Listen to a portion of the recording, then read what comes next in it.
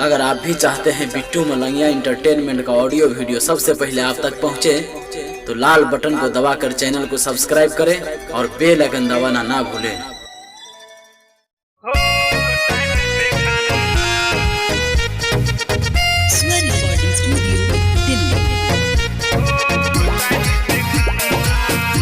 Presented by Bittu Malangiya entertainment.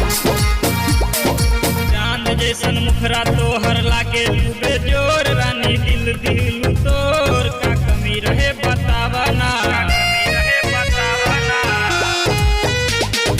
चांद जैसन मुखरा तोहर लागे डूबे जोर, रानी दिल दिल तोर का कमी रहे बतावा ना।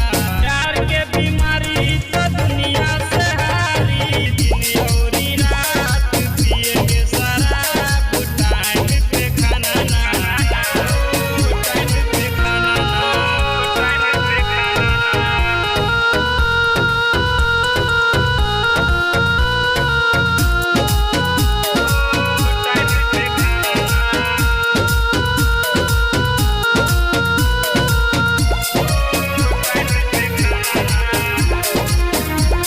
Presented by Bittu Malangiya entertainment. दिलवा में रानी तोहर घर बनावली, यही से कैलू बदमाशी।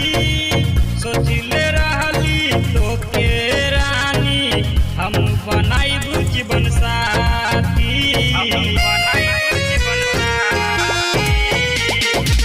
दिलवा में रानी तोहर घर बनावली, यही से कैलू बदमाशी। सोचिले रहली तो के रानी हम बनाइबू जीवन साथी। प्यार के बीमारी तो दुनिया से हारी, दिन औरी रात पिएंगे शराब, टाइम पे खाना ना, ओ टाइम पे खाना ना, टाइम पे खाना ना।